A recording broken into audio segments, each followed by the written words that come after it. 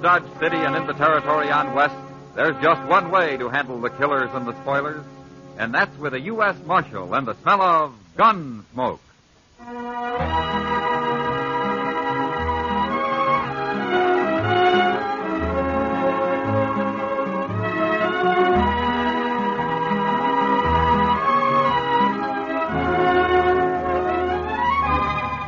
Gunsmoke, starring William Conrad. The story of the violence that moved west with young America. The story of a man who moved with it. Matt Dillon, United States Marshal.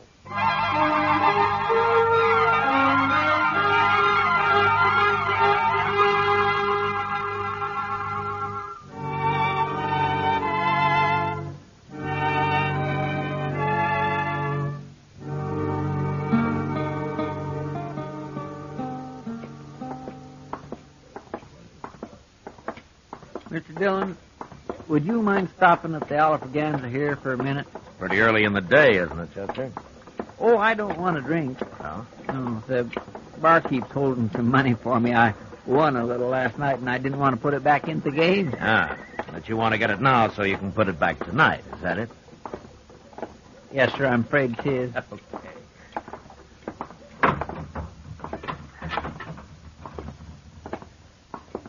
Mike? Come for your money, Chester? Yep. Hello there, Marshal Dillon. How are you, Mike? Well, here you are, Chester. 3, 4, 5, 6. Thanks, Mike. Here. Buy yourself a drink. Yeah, I sure will. See you tonight, Chester. Sure. Excuse me. Yeah. I heard the bartender call you Marshal Dillon. Well, that's right. I got something to tell you, Marshal. Go ahead. It's important. Okay. You're going to die, Marshal. Who are you, mister? Wilbur Hawkins. I'm a whiskey drummer. First time I've been to Dodge, though. I've worked around St. Louis till they sent me out here. Liked it better in St. Louis. There are lots of important people there. Wait a minute. What are you talking about? You're going to die, Marshal. I heard them saying so. You heard who saying so? Well, I don't know their names. It was dark, and they weren't there long. I didn't dare say anything, or they'd have known I was listening. And then, of course, I'd never heard of you till just now, that is. You're not making much sense, mister. Oh, it makes sense, all right. You see, I rode the Santa Fe out here from St. Louis, and one night I was all wrapped up trying to sleep. And these two men came by and stood there in the aisle. One gave the other $300. He said it was to kill Marshal Dillon. But he didn't say where. So, of course, I didn't know till just now. Is that all you know about it, Mr. Hawkins? Yeah, that's all, Marshal. I've done my duty now. I'll be going. Goodbye. Well, what do you make of that, Mr. Dillon? I don't know, Chester. He acts so crazy like I don't know whether to believe him or not. No. But I suppose we'll find out soon enough. The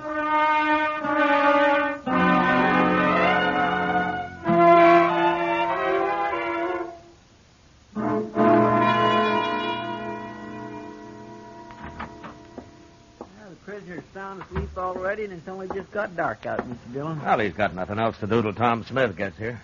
Is that who you're holding him for? Well, I thought I told you, Chester. Yeah, but Tom Smith, sheriff of Tascosa, ain't he? Sure. Why? I thought this fellow was wanted in Abilene. No, they never heard of him in Abilene. That's why I wired Tom. I'm going out back for a minute, Chester. I think I left my new bridle on the hitching rail out there. Yes, sir. Well, I better get this place swept up a little, Mr. Dillon. That's a good idea.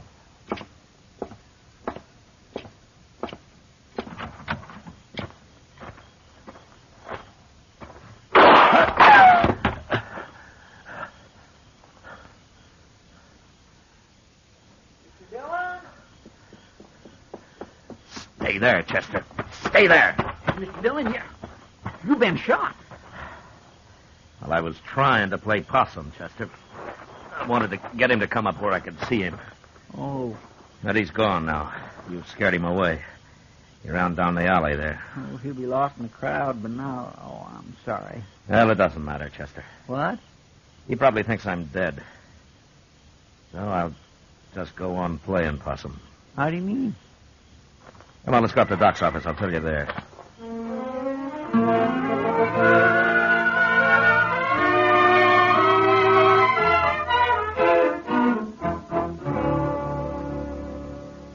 What'd you say that whiskey drummer's name is, Matt? Wilbur Hawkins, Doc, but you never heard of him. This is his first time in Dodge.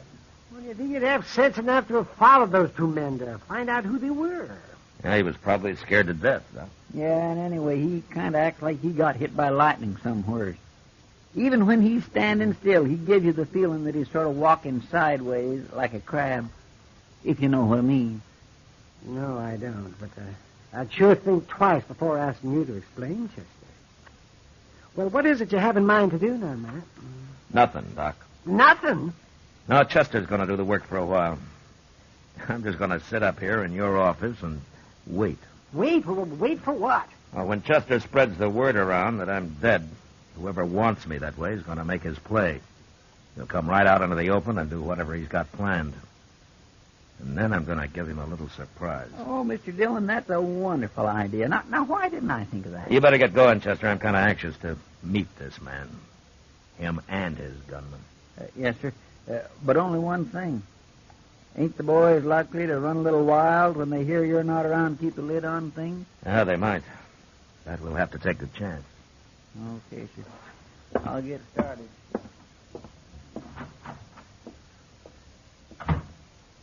Well, I kind of think Chester's right, Matt. There's a lot of men in Dodge who are just waiting for an excuse like this. If it gets too bad, I'll just have to come to life again. Oh, yes. Tell me something, Doc. What are you going to do to entertain me while I'm waiting up here, huh? Say, I never thought about that. Oh, I suppose I got to feed you, too. You'd be a mighty poor host if you didn't. Well, how long do you figure on staying here, anyway? I don't know, Doc, but I don't think it'll be very long. Ah, you want to play a little cribbage, or would you rather fix supper first? You're the first dead man I ever saw with an appetite. Well, I'll go get the cribbage board, but I'm making no promises about supper.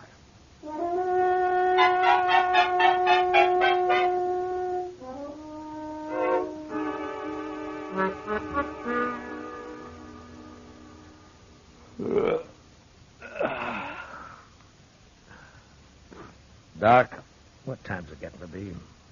Let's see. It's nearly midnight now. Yeah. How long are you going to wait up? Well, till something happens, I guess. Now, Chester will let me know. Town seems quiet enough so far. Maybe nothing's going to happen. They didn't try to kill me just for the fun of it, Doc. No, I guess not, man.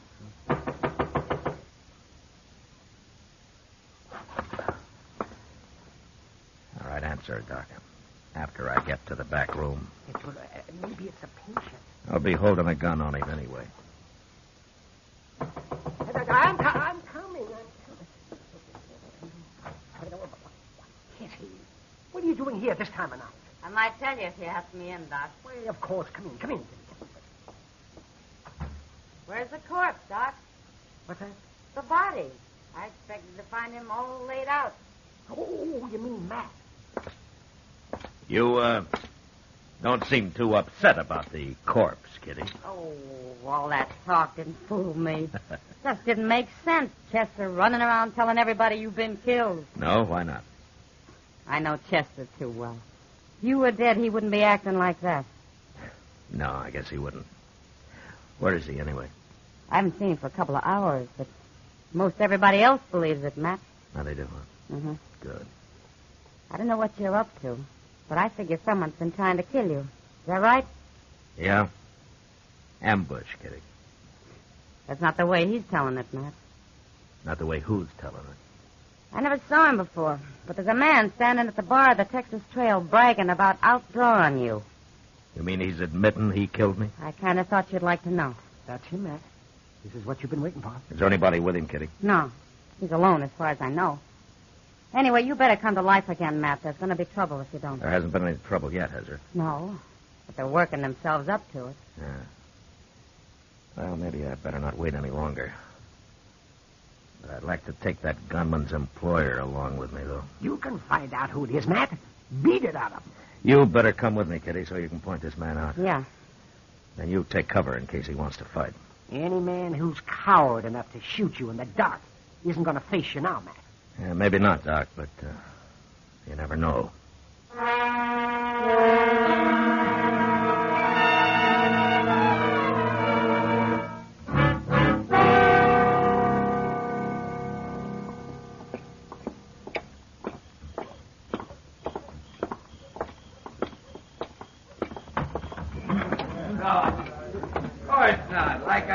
There he is, Matt.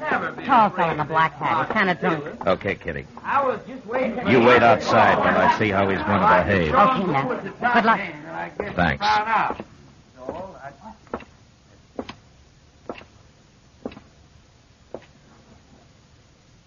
I'm Marshal Dillon, mister.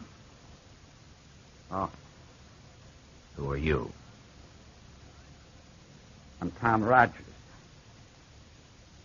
I thought you was dead, Marshal. I changed my mind.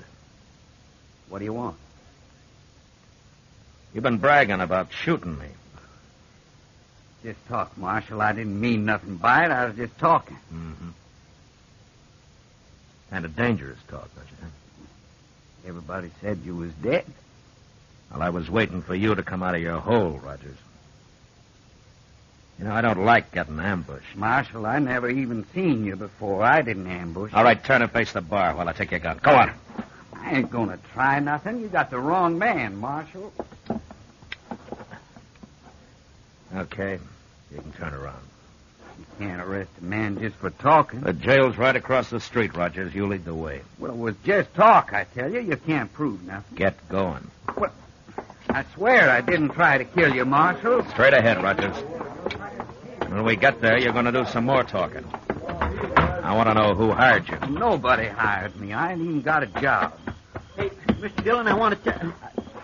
Mr. Dillon, what are you doing out here? Who's this fella? His name's Rogers, Chester. He's been bragging about shooting me. I was just having a little fun. I ain't no gunman. It doesn't take much of a gunman to try to ambush a man. But I didn't do it, Marshal. I heard him talking about it, and I don't know why I started saying I'd done Mr. it. Dillon? Yeah, what, Chester? Mr. Dillon, I was on my way up to Doc's. I was coming to tell you something.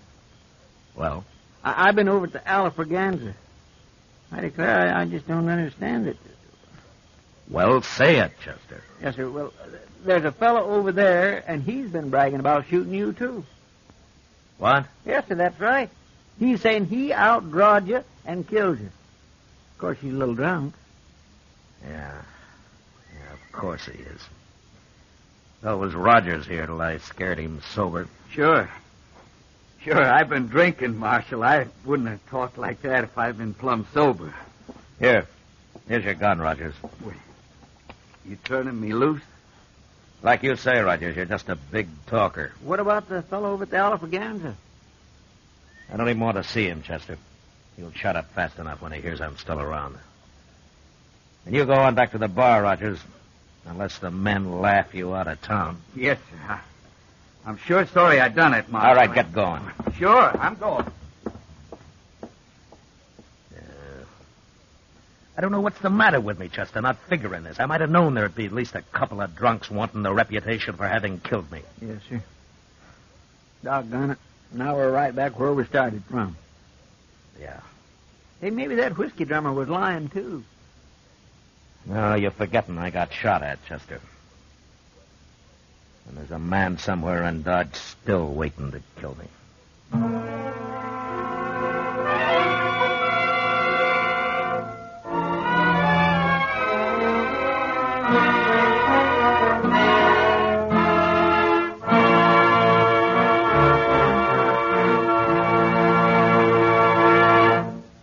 We will return for the second act of Gunsmoke in just a moment. But first, this Monday night on most of these same CBS radio stations, hear Ida Lupino and Edmund O'Brien in the stirring screenplay adaptation of The Star on the Lux Radio Theater.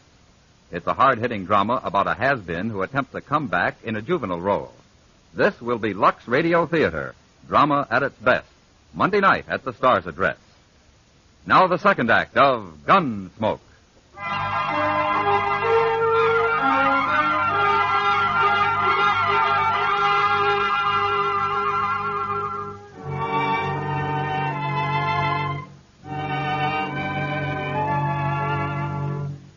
It wears a man down, living from day to day, waiting for a bullet in the back, and not knowing who to expect it from or when. Makes you feel kind of helpless. And before long, in spite of everything you try to do to stop it, you get kind of spooky. And you start shying at the most ordinary noise, especially if it comes from behind you. No way to stay alive, because this is the one time you need to be as calm and clear as you've ever been in your life. Well, I had a week of it, and nothing happened.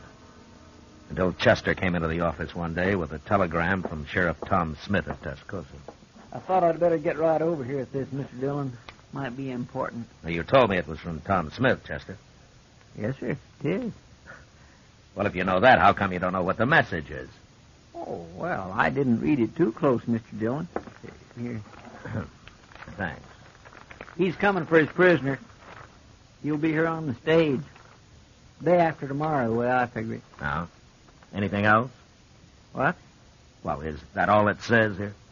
Yes, sir, that's all. Well, there's just one thing you missed, Chester. What's that? The date it was sent. It got delayed somewhere along the line. Tom's due in today. He is? Yeah, what time is it? About noon, I guess. Well, that stage ought to be here right now. Come on, let's go see. All right, sir.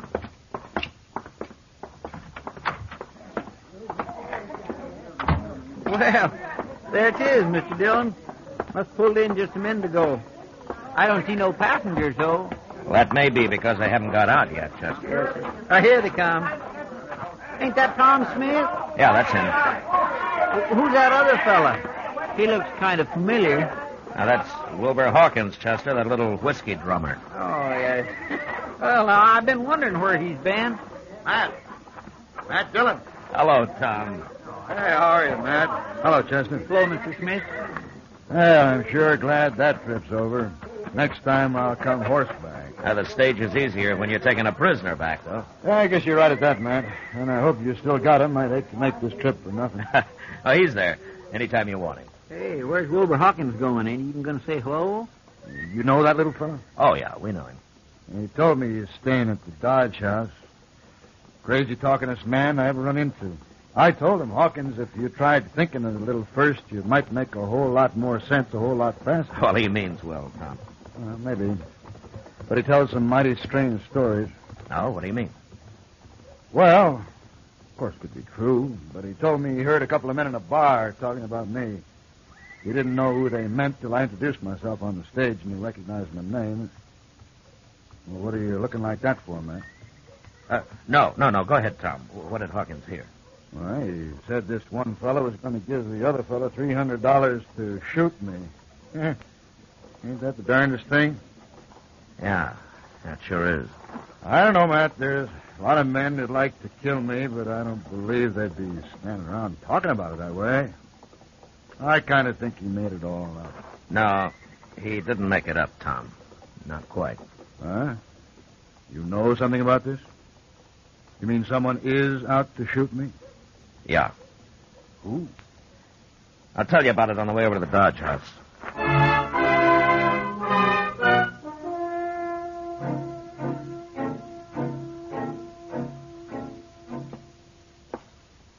You wait here, Chester, just in case he gets past us. All right, sir. He ain't going to get past us. But I can't figure, Matt. That's why Hawkins would want to kill you and me. Now, that doesn't make much sense, Tom. Now, here it is.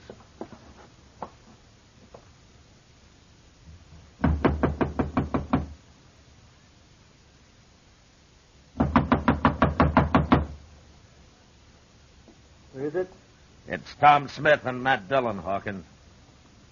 What are you doing here? We want to talk to you. Open up, Hawkins. Now, get out of the way. Yeah.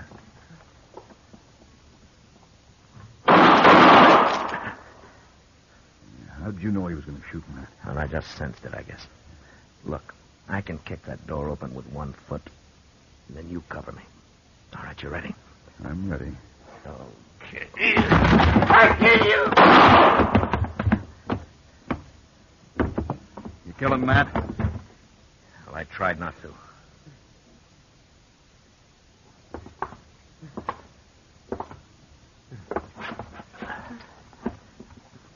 Hawkins. Now, I'm going to die. I had to shoot Hawkins. But why did you want to kill us? Smith and me.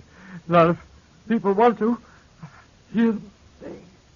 Nobody said nothing. You made all that up, Hawkins. You took a shot at me last week, didn't you, Hawkins? Didn't you? No, I can't kill anybody now. Why? Why did you want to, Hawkins? Tell me. I killed other men. Important men.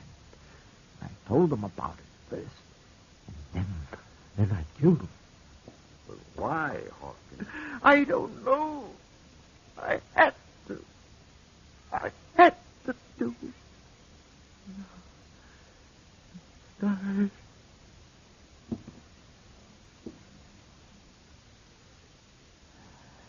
He's dead, Tom. Matt, what the devil was he talking about? I don't know. But it doesn't matter much. I don't understand it. I never saw him before yesterday. Now, Hawkins was a murderer, Tom. The kind that doesn't need any particular reason. Nobody will ever know why he did what he did. Yeah, he was crazy, if you like. Sure was crazy. You think he's done a lot of killing, Matt? Yeah, probably. That's the most dangerous kind of man there is, Tom. A murderer with no reason at all.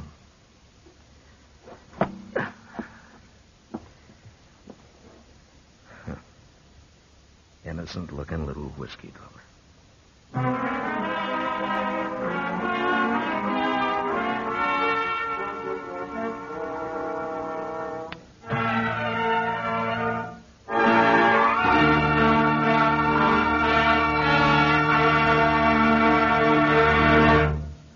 Gunsmoke, under the direction of Norman MacDonald, stars William Conrad as Matt Dillon, U.S. Marshal. Tonight's story was specially written for Gunsmoke by John Meston, with music composed and conducted by Rex Corey. Featured in the cast were Edgar Barrier, John Daner, and Vic Perrin. Harley Bear as Chester, Howard McNear as Doc, and Georgia Ellis as Kitty. Join us again next week as Matt Dillon, U.S. Marshal, fights to bring law and order out of the wild violence of the West in Gunsmoke. You've heard fictional crime cases many times, but there's nothing like the real thing. We're talking about Night Watch. This Monday night, following the Bob Trout news, you'll be on the scene when a burglar is caught in the act. You'll hear him break a glass window in trying to get away. You'll hear the officers handcuff him and take him off to jail. You'll hear this authentic case unfold from beginning to end on Night Watch Monday night. George Walsh speaking. John Lund, as yours truly, Johnny Dollar, brings you Colorful Mystery Tuesdays on the CBS Radio Network.